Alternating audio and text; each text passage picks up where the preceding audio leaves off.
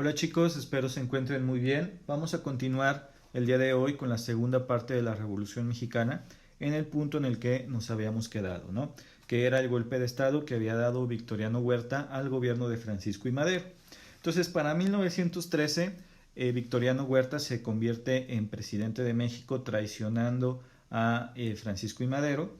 Y entonces muchos de los antiguos seguidores de Madero se ponen por ende en contra del nuevo gobierno de Victoriano Huerta, que era al final de cuentas un gobierno usurpador en el cual ningún mexicano pues había votado para que él se convirtiera en presidente y tampoco ningún diputado federal. Entonces, las primeras acciones que hizo Victoriano Huerta en su gobierno fue en mandar encarcelar a todos los diputados federales, fue disolver el Senado y asumir un control y un poder mucho más fuerte al estilo pues, de las dictaduras clásicas, ¿no? En las que un solo individuo va concentrando cada vez más el poder. Desarticula totalmente entonces al poder legislativo y él comienza a llevar de manera más fuerte pues, el control del país, ¿no?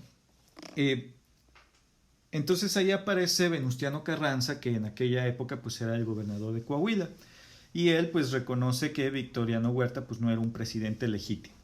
Por lo tanto comienza a planificar y a organizar la revolución en contra de este gobierno usurpador, tratando de llegar otra vez al poder y digamos rectificar lo que había comenzado a hacer Francisco I. Madero como un gobierno mucho más liberal y con una tendencia más social, ¿no?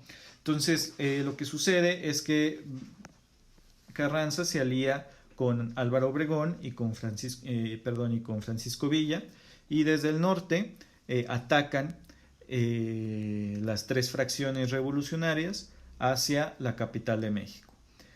La batalla más importante la gana Francisco Villa en la ciudad de Zacatecas, toman la ciudad de Zacatecas y comienzan el ataque hacia el sur.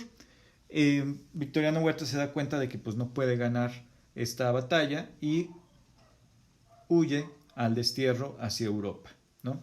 Entonces los revolucionarios logran asumir el poder y llegan a la capital de México.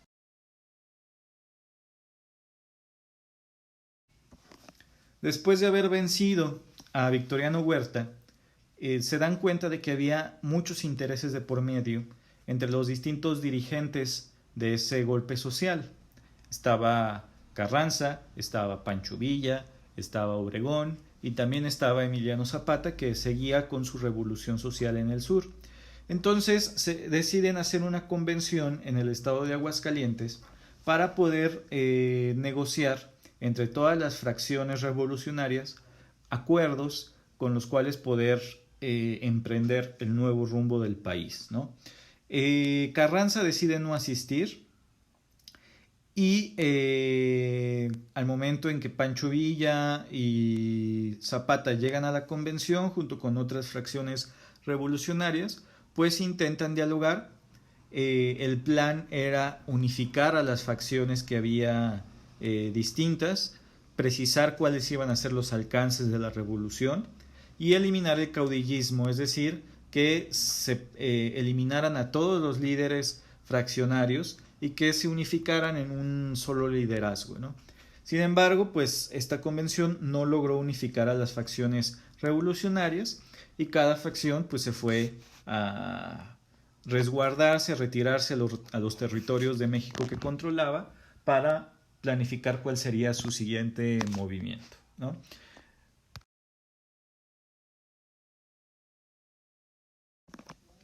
Finalmente, pues quien consigue encumbrarse como presidente de México fue Venustiano Carranza, con una alianza con Álvaro Obregón, y Villa y Zapata quedan pues relegados, inclusive pues ellos en este caso pues se pronuncian ahora en contra del gobierno de Carranza y tratan de poder conquistar pues el poder, ¿no? Al momento en que Carranza pues empieza a ejercer la presidencia, también comienza pues la presión por parte del Congreso de los Diputados que había vuelto a establecer por llegar a establecer por escrito pues el triunfo de la revolución, ¿no? y ese triunfo de la revolución pues se estableció en la Constitución del 5 de febrero de 1917. ¿Sí? En esta Constitución se ratificó el sistema de elecciones directas, se decretó la no reelección presidencial y se suprimió la vicepresidencia como un puesto político. Hoy en día esta es la Constitución que sigue vigente en nuestro país y bueno, cada gobierno que va llegando al poder pues le va haciendo algunos cambios, algunas reformas, pero en la base pues sigue siendo la misma. Y podemos decir que es una Constitución social muy orientada hacia el beneficio social de los mexicanos, porque pues nace precisamente de una revolución social que buscaba una mayor justicia y libertad para los mexicanos.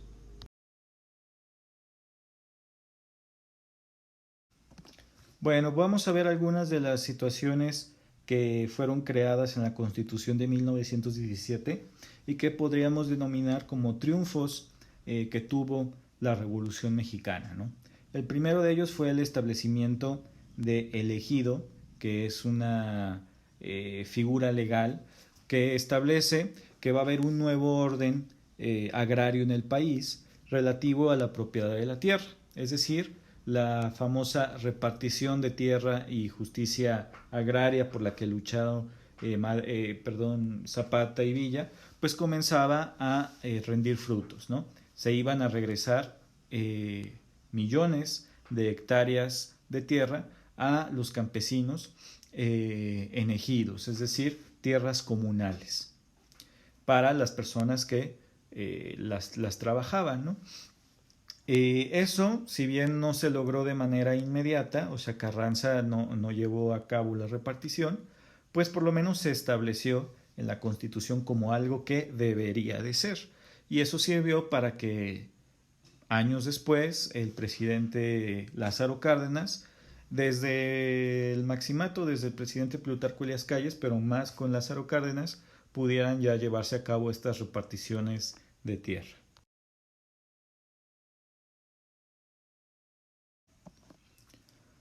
Otras de las reformas que creaba esta nueva Constitución era, volver a determinar la libertad de culto en el país, la enseñanza laica y gratuita, eh, y, por ejemplo, había una modificación muy importante por la cual también lucharon muchos obreros en la Revolución, que era establecer la jornada de trabajo de 8 horas, ¿no? Que es la que sigue hoy en día vigente.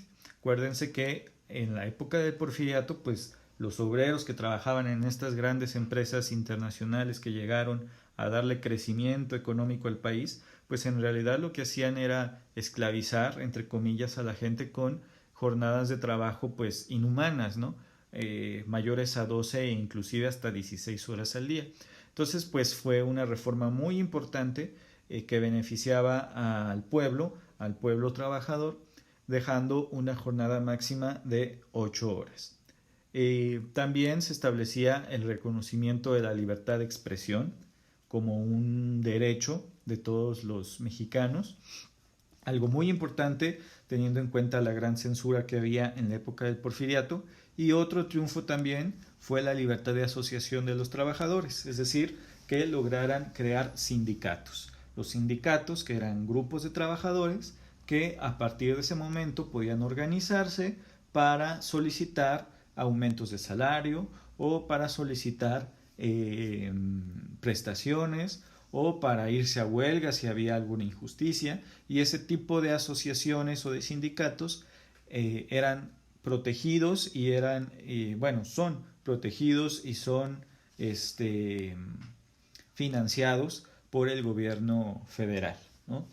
Entonces ese es otro de los triunfos de la Revolución Mexicana. Entonces, como ven, podemos decir que un primer momento de la Revolución Mexicana termina con el establecimiento de la Constitución de 1917.